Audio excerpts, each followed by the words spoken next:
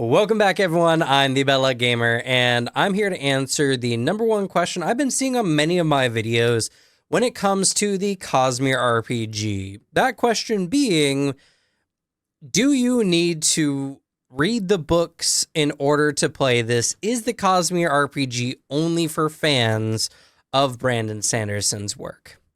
The answer to that is no, it's not. But I don't think this is actually the question people are asking. So in order to really get to the bottom of this, I have three different approaches that are hopefully going to answer this for you. First, let's get this out of the way. Do you need to read the books in order to understand anything that's going on in the Cosmere RPG, especially since Stormlight is the first overall world that's coming out? No. The reason for this is it's really not a hard world to understand, and in all honesty, the core basics of what makes the Cosmere are how the characters are written, not their magic systems. The magic systems are important, sure, but how the characters are written is very archetypical, and it's very much based on what the game is using, which is its heroic paths. The heroic paths are just people. There are warrior, hunter, envoy, scholar, the types of characters that literally can exist in any kind of setting. Easy to understand. The things that you might struggle with a little bit at first is just understanding things like shard plate, surges, and fabrials. These are kind of like the biggest terms. Spren is another one, but Spren is mostly like spirits of various objects or things or emotions. So if you can get past that part, it's pretty easy. Fabrials are just magic items. They're gem-powered magic items that can do a variety of things. A heating fabrial, for instance, heats up a room. That's it. That's essentially what it does. And shard plates, shards. There's shard plates and shard blades. Shard blades are essentially lightsabers that cut through anything, including souls. And shard plates are essentially power armor. That's it. That's all you need to know, really. And you'll get all this information when the books come out. And that's like the core thing, right? The Cosmere RPG is going to give you everything you need in order to play. And if you decide to play outside of the setting, most of it is pretty transferable. I mean, Spren are like spirits, which any kind of high fantasy setting can have. And shard plate and fabrials and stuff like that are just essentially magic items. Now, at its core, this is not a high fantasy type of game. So, my second point being, can I play my favorite high fantasy Tolkien-esque game in the Cosmere?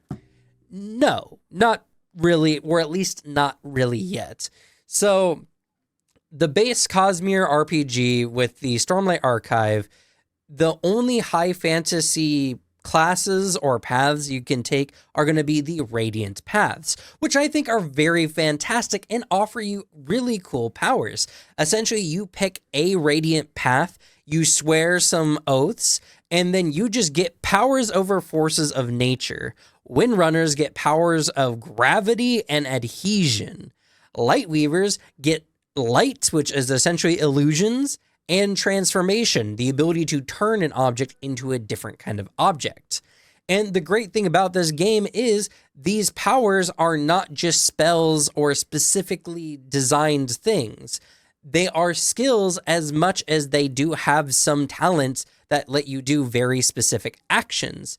The skills allow you to use the powers creatively and freely, and the talents allow you to use them in combat in ways that you would think to do so, but giving it more structure so that the players aren't just completely breaking the game.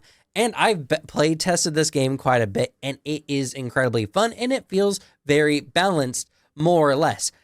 Radiants are very, very powerful in the setting, and that's intentional. Just like a wizard is more powerful than a commoner. And that is a lot of what this game is about, is powers are powerful, but rare. And so your characters aren't going to be there quite yet and have to kind of earn your way to it. But when you do, you can move literal mountains if you get powerful enough. So is this going to be like D&D or Pathfinder 2nd Edition or any of the Tolkien-esque inspired high fantasy kind of games? No. This is a very different game, and that's okay because honestly, we have enough of those Tolkien-esque games. So my first 2 points already is, do you need to read the books to play the game? No. Can I play my D&D character in the Cosmere RPG? No.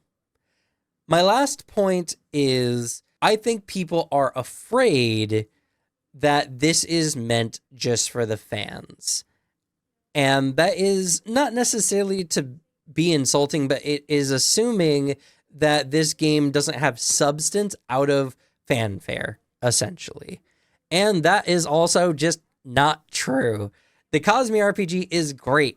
Brandon Sanderson is a writer of many worlds, many different ideas. And while the Cosmere, yes, is all one universe, very few of his worlds have powers that work anywhere near the same. They're filled with people like any other and are full of fantastical things. It is going to be very fun and immersive to get into, even if you don't decide to read the books. Because honestly, just by reading the player's handbook or the world guides that come out, you'll be able to get immersed in the world. But if that's not your intent, you just want to take these rules and use them with your own thing, I think this is going to be a perfect system for that too. The Cosmere is already designed for playing in different types of settings with different types of magic and the like. And a lot of this game is very easily transferable. So you can take the Cosmere and run your own homebrew very easy. Shard plate, fabrials, all that kind of stuff, those are just magic items. Spren can be familiars. Radiants are just individuals who make pacts with powerful spiritual entities that imbue them with power.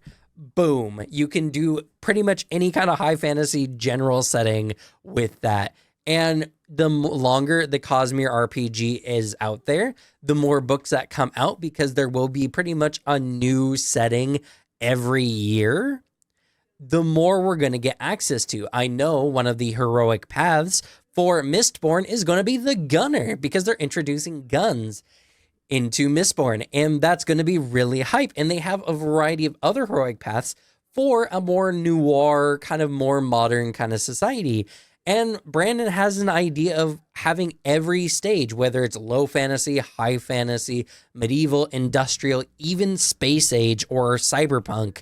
There are going to be books based on those things. And so as time goes by, the Cosmere RPG is going to grow into something that not only can you play in pretty much any kind of setting, but the rules are designed with that in mind. So your characters from other worlds can potentially join campaigns in other settings and participate there, because that's the intent. That's the idea.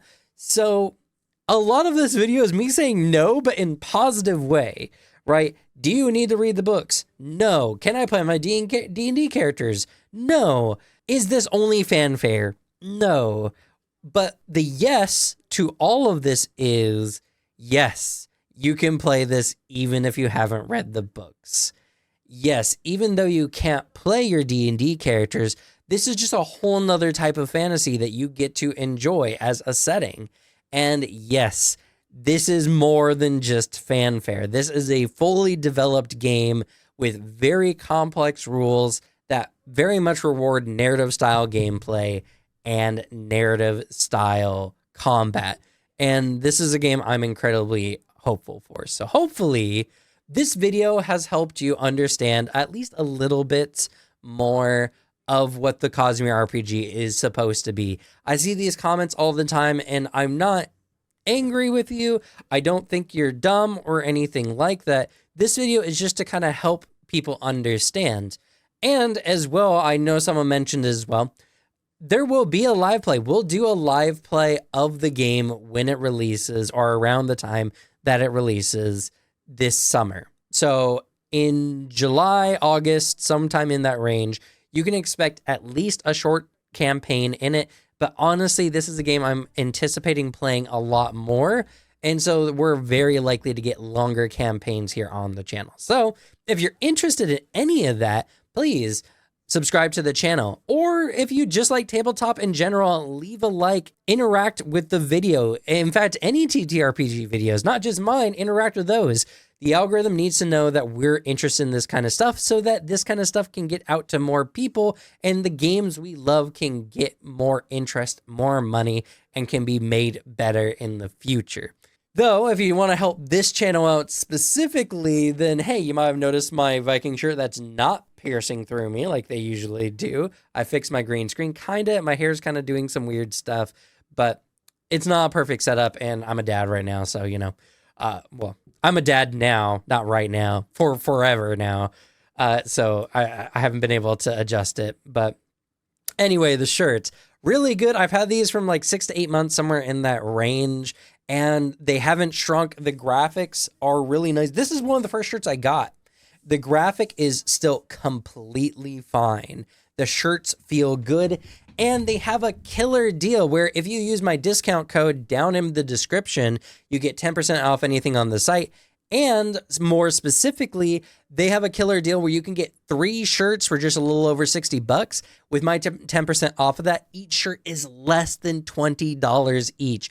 If you ever have bought graphic t-shirts, you know that graphic t-shirts are very expensive. And hey, my pal Glue Boy also has been wearing one of my shirts because he really likes it. So hey, if you like it, check it out down in the description below. Anyway, that's going to be it for me. Thank you all so much for watching. Good luck with your games. Leave the bad luck to me. And I'll see y'all next time. Bye.